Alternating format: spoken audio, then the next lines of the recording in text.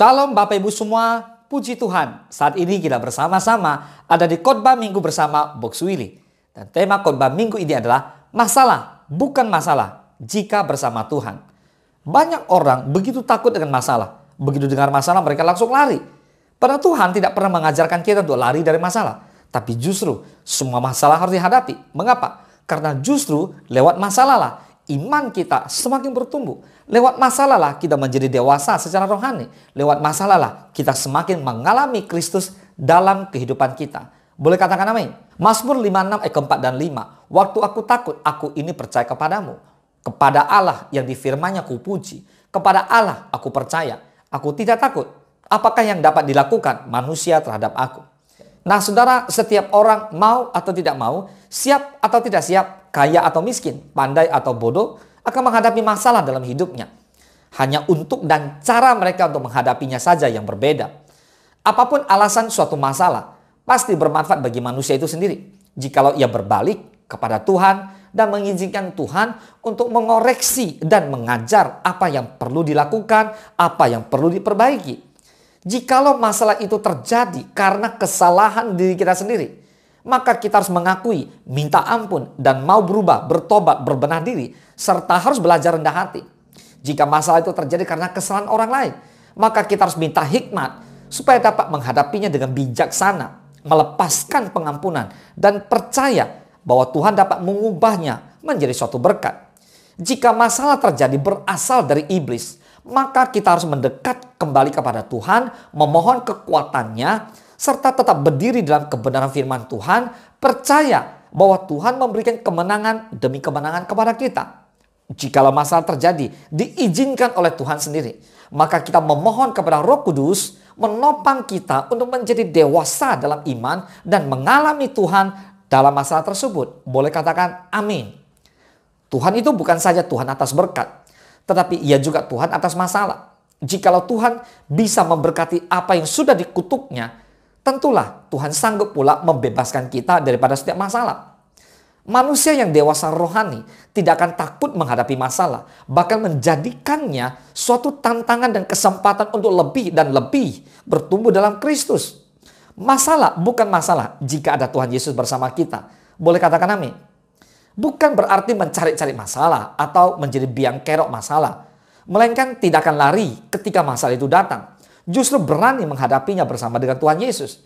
Nah saudara, Tuhan izinkan masalah menghampiri kita untuk melatih mental kita, karakter kita, dan iman kita. Sehingga kita menjadi manusia baru yang perkasa. Sering melalui masalah, kesengsaraan, dan penderitaan banyak orang justru bertemu dengan Tuhan. Dan itu adalah berkat yang terbesar dalam kehidupan manusia. Boleh katakan amin.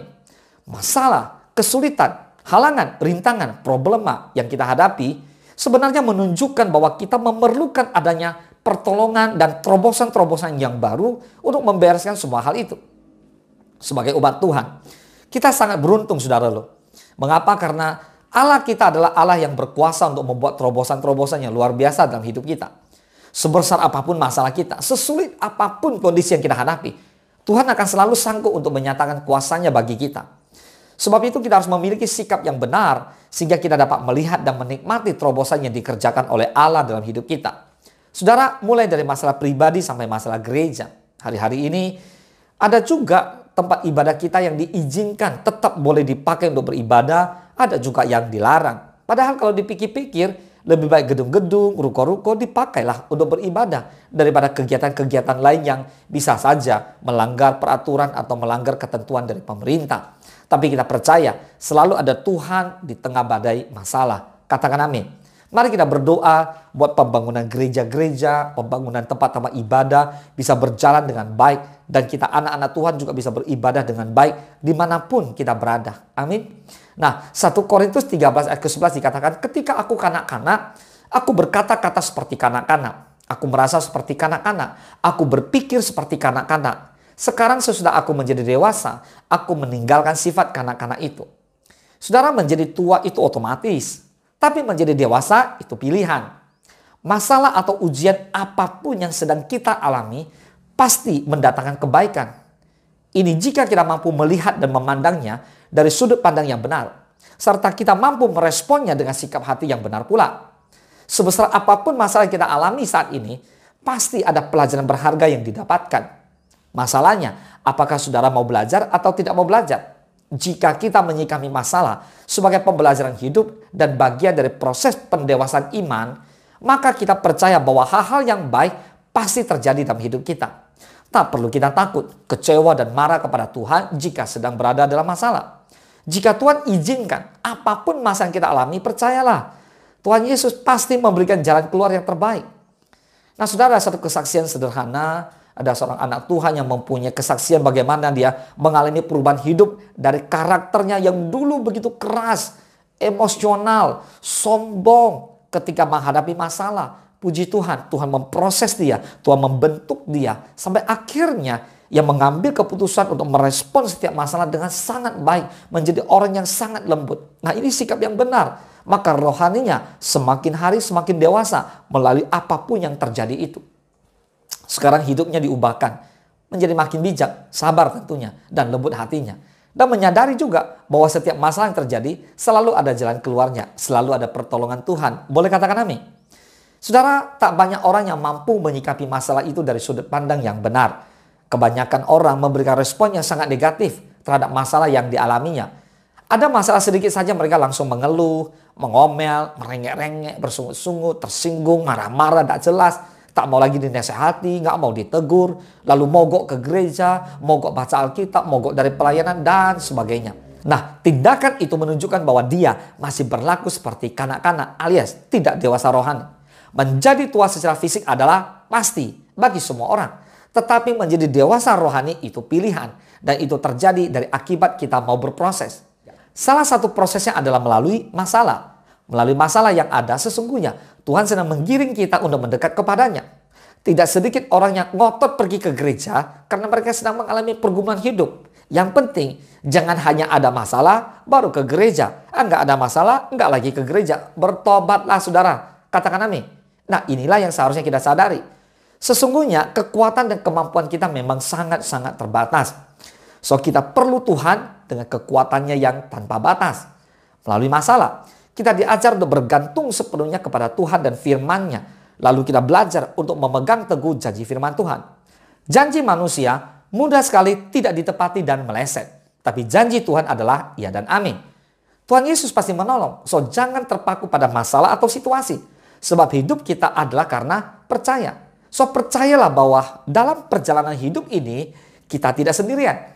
Ada Tuhan Yesus yang menyertai kita. Dan penyertanya itu sempurna. Katakan amin. Tuhan Yesus sangat peduli dan menyediakan apapun yang kita perlukan. So kita tidak perlu takut, kita aman dalam perlindungan Tuhan, dalam penyertaan Tuhan. Seperti apa yang diungkapkan oleh Daud di Mazmur 23 ayat 4. Sekalipun aku berjalan dalam lembah kekelaman, aku tidak takut bahaya. Sebab engkau besertaku, gadamu dan tongkatmu itulah menghibur aku. Orang yang percaya kepada Tuhan tidak lihat pada lembah kekelaman, tidak lihat pada masalah. Tapi dia tahu bahwa Tuhan beserta dia. Maka fokuslah pada penyertaan Tuhan. Itu yang luar biasa. Katakan amin. Oleh karena itu, dalam menempuh perjalanan hidup ini, kita harus menjaga pikiran dan hati kita dan mengarahkannya hanya kepada Tuhan Yesus Kristus. Ingat, masalah bukan masalah jika kita bersama dengan Tuhan. Boleh katakan amin? Mari kita bersatu dalam doa. Bapa di dalam surga, terima kasih hari ini kami belajar satu hal, yaitu masalah bukan masalah jika kita bersama dengan Tuhan. Bapa, kami berdoa biar Tuhan Yesus menyertai setiap kami. Biarlah Tuhan lewat masalah kami diproses, dibentuk. Kami disertai justru lewat masalah lah. Kami dibentuk menjadi dewasa rohani, menjadi orang-orang yang punya iman karakter yang semakin hari semakin serupa dengan Kristus. Berkati hamba-hamba Tuhan, Bapak, Ibu, anak-anak, anak muda yang mengikuti khotbah minggu bersama hamba-Mu ini. Biar mereka diberkati, mereka diubahkan, mereka semakin dewasa di dalam Kristus. Mereka dipakai Tuhan dengan luar biasa. Boleh menjadi alat bagi kemuliaan Tuhan untuk bersama-sama memenangkan jiwa bagi Tuhan. Terima kasih Bapak, kami mengucap syukur buat hari Minggu yang luar biasa ini. Kami semua boleh diberkati oleh firman-Mu. Terpujilah nama Tuhan. Hanya di dalam nama Tuhan Yesus kami berdoa dan kami mengucap syukur. Haleluya. Mari sama-sama kita katakan amin. Selamat hari Minggu. Tuhan Yesus memberkati.